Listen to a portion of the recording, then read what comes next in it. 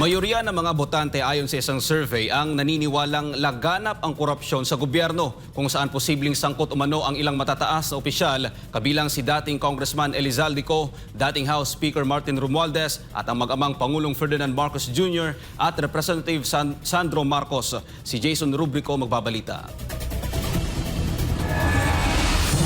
Magkapareho ang sentimiento ng street vendor na si RJ at PUV driver na si Ronald sa itinuturing nilang pinakamalaking problemang kinakaharap ng bansa. At ito ayon sa kanila ay ang malawakang korupsyon sa ilalim ng Administrasyong Marcos. Kung hindi po korap ang Pilipinas po kasi yung mga namumuno, hindi po naiiwan ang bansa natin sa kumpara sa mga ibang bansa. Kaya corruption po ang pinakamalaking problema dito sa Pilipinas. Kung walang corruption, siguro walang ganong maraming mahihirap ngayon. Kasi kung walang corruption, siguro maraming mas matutulungan na mahihirap kung walang corruption.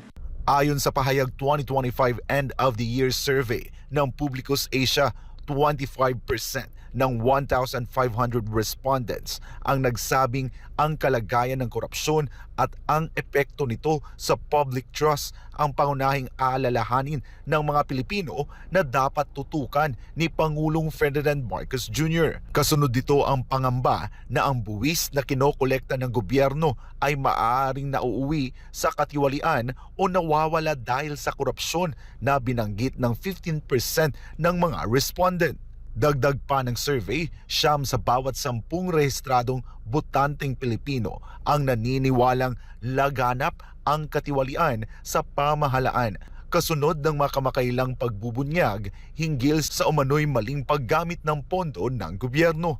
Sa mga opisyal na binanggit na posibleng sangkot, 3 sa bawat 4 na botante ang naniniwalang may kasalanan si dating Representative Elizalde Co.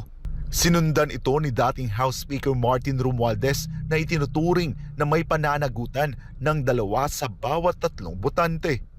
Samantala, kalahati ng mga respondent lalo na sa Mindanao ang naniniwalang sangkot o nakinabang si Pangulong Ferdinand Marcos Jr. at ang kanyang anak na si Representative Sandro Marcos. Sa mga respondent na naniniwalang may pananagutan ang Pangulo, halos kalahati ang sumusuporta sa pagsasampa ng kasong kriminal at posibleng pagkakakulong kung mapapatunayang may sala. Ang iba naman ay hati sa pagitan ng voluntaryong pagbibityu sa pwesto o pagharap sa impeachment. Dagdag pa ng survey, inaasahan din ng publiko ang pagsasampa ng kasong kriminal o parusa laban kay Romualdez. Bukod sa korupsyon, idinadaing din ng mga Pilipino tulad ng street vendor na si Juliet ang patuloy na pagtaas ng presyo ng mga bilihin. Ultimo sa bigas, talagang halos linggo-linggo ata tumataas eh. Pati mga ingredients namin, labuyo, grabe, 500 na ngayon ang kilo. Yung pa lang, talo ka na sa mga ingredients eh. Yun yung pinakamasaklap sa amin eh. Tapos yung paninda namin, hindi namin pwede itaas.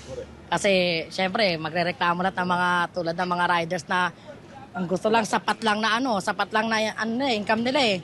Ang lang talaga, pang masa lang. Ayon sa survey, kabilang din sa pangunahing alalahanin ng mga Pilipino ang patuloy na pagtaas ng presyo ng pagkain, gasolina at utilities na binanggit ng 13% ng mga respondent. Patunay ng matinding epekto ng inflation sa pang-araw-araw na pamumuhay.